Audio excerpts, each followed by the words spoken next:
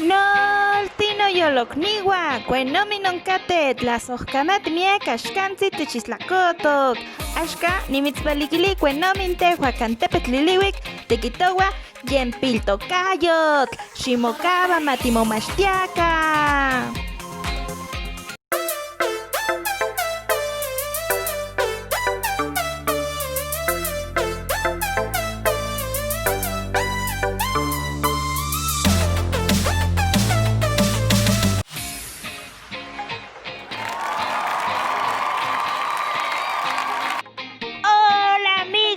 Bienvenidos a un nuevo video.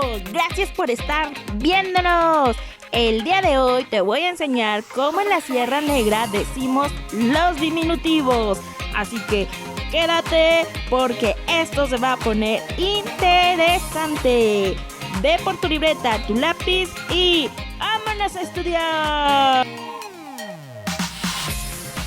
Xikmati, nimetlastoli tiquisnesnequi ihcuac itlatlamantli yetoque tzitzintli nosoconeme iuan noihqui ihcuac akin tikteneua techyolpactia noso tiquintlaquita nimetlastolme motocayotia piltocayotl. ¿Sabías que los diminutivos no solo expresan el tamaño o edad temprana? También alude al respeto, honorabilidad, cariño, afecto y ternura, además de lástima y compasión. Estas palabras les llamamos piltocayotl o diminutivos. Iuan tehuatotlastol, tiquinascayotia y canimetlamilislastoli, Tzintli iguatzi, tlanmotenegua, sonse, tlanmotenegua mieque, tiquitoua, tzitzime, noso, tzitzinti. En nuestra lengua, al final de la palabra, nosotros le ponemos tzintli o tzi para singular y para plural le colocamos tzitzime o tzitzinti. Ahora veamos unos ejemplos. Saca tu libreta, tu lápiz, tu goma porque los vas a necesitar. ¡Vámonos! Taco, niña. Tacotzi, niñita. Yolo, corazón. Yolotzi, corazoncito. Tomat, tomate. Tomatzintli, tomatito.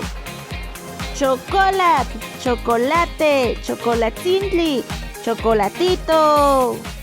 Cali, casa. Caltzintli, casita.